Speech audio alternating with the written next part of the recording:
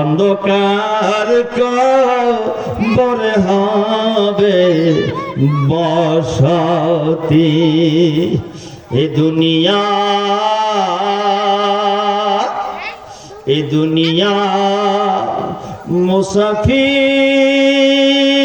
মুসাফির খানা তোমরা জানো না।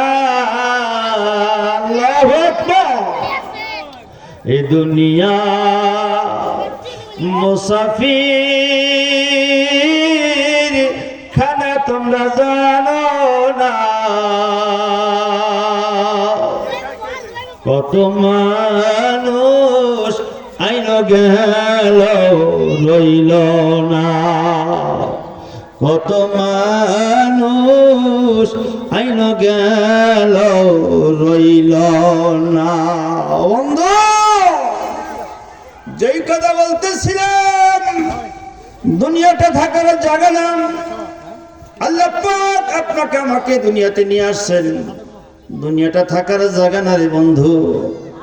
আসছে একদিন, যেতে হবে একদিন। কেউ থাকতে পারবো না। থাকতে কি পারবো বাবা? কেউ থাকতে পারবো না রে বাবা। দুনিয়া থেকে ইচ্ছায় অনিচ্ছায় দুই অবস্থায় কিন্তু ছেড়ে আপনাকে আমাকে চলে যেতে হবে কি হবে না। এই জন্য কবর হলো আপনার আমার জন্য আসল ঠিকানা। কবর হলো আপনার আমার জন্য আসল ঘর। কবর হলো আপনার আমার জন্য আসল বাড়ি। ও বন্ধু, আমরা কিন্তু সকলেই কবরের যাত্রী। কিসের যাত্রী বাবা? আমরা কিন্তু সকলেই কবরের যাত্রী। আমরা কিন্তু কবরের দিকে রওনা দিয়েছি রে বন্ধু। অলরেডি আমাদের রওনা শুরু হয়ে গেছে বন্ধু। এই জন্য আমাদের অনেকেরই দাড়িগুলো পেকে গেছেন, শরীরের চামড়াগুলো গুছিয়ে গেছে বন্ধু, দাঁতগুলো রুলে গেছে। মৃত্যুর সিগন্যাল কিন্তু আপনার আমার কাছে চলে আসছে রে বন্ধু। এই জন্য কবর আপনাকে আমাকে দৈনিক বারবার অনুরোধ করতেছে, আমার কাছে যদি আসো। ও 5-4-5 বার করে অনুরোধ করতেছে। আমি কিন্তু একাকিত্বের ঘর সঙ্গী লইয়া আস। কবরে কেউ আছে ভাই? কেউ কি আছে?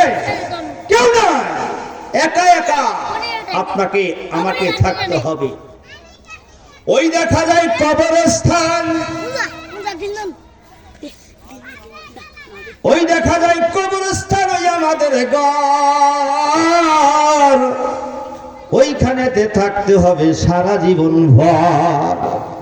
ওই কবর তুই চাস কি? ওই কবর তুই চাস কি? টাকা পয়সা নেস কি? টাকা পয়সা আমি নেই না, মুমিন বান্দা পাই না। যদি একজন মুমিন বান্দা পাই, অমনি ধরে আল্লাহর জান্নাতে পাঠাই। ও বন্ধু, কবর যদি আমার কাছে ভালো আমল পাই, মুনকার নাকির আসবে। মুনকার নাকির কবরস্থ করার পরে মুনকার নাকির আপনার আমার কাছে আসবে কি আসবে না?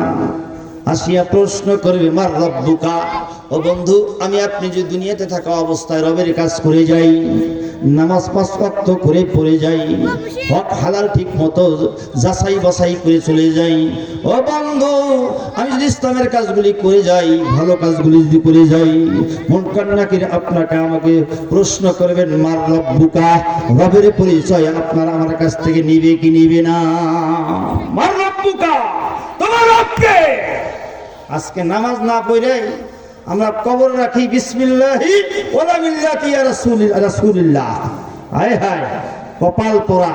জিন্দেগিতে ভালো কোনো কাজ করে নাই, এখন মরার সময় কবর রাখবো রাসূলের মিল্লাতে কবর রেখে আসে। হায় রে কপাল পোড়া, কত বড় আশা, লম্বা আশা। নামাজ না পড়ে যারা জান্নাতের আশা করে, এটা বোকামি ছাড়া কিছু না। নবীজি বলেছেন, আউয়াল মা ইউহাসাবু বিহিল আবদু ইয়াউমাল কিয়ামাতিস সালাহ।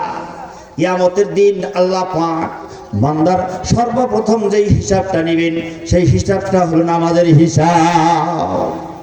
কিসের হিসাব ভাই? নামাজ। আজকে নামাজ পড়তেছি না, নামাজ না পড়েই জান্নাতের আশা করতেছি। রাসূল বলেছেন, মিফতাহুল জান্নাতিস সালাহ। নামাজ হলো জান্নাতের চাবি। সুবহানাল্লাহ বলেন। নামাজ পড়লে কি হবে? জান্নাতের চাবি পাওয়া যাবে। ও ভাই, নামাজ না পড়েই আমি জান্নাতের আশা করি, রে বোকামি ছাড়া কেন কিছুই না। এই জন্য নামাজ না পড়ে যারা জান্নাতের আশা করে, যেরকম নৌকা ছাড়া সাগর পাড়ি দেওয়া, কি ছাড়া? নৌকা ছাড়া সাগর পাড়ি দেওয়া কেমন কষ্ট, তার চাইতে বেশি কষ্ট নদীর কুল কিনারা পাওয়া যাবে না। এই জন্য ভাই, সাদা কাপড় লাগার আগেই, আজরাইল আসার আগেই নেকামল করা দরকার আছে কি না ভাই? আছে কি নাই? সাদা কাপড় আমার আপন, সাদা কাপড় আমার আপন, যদি লাইগা যায়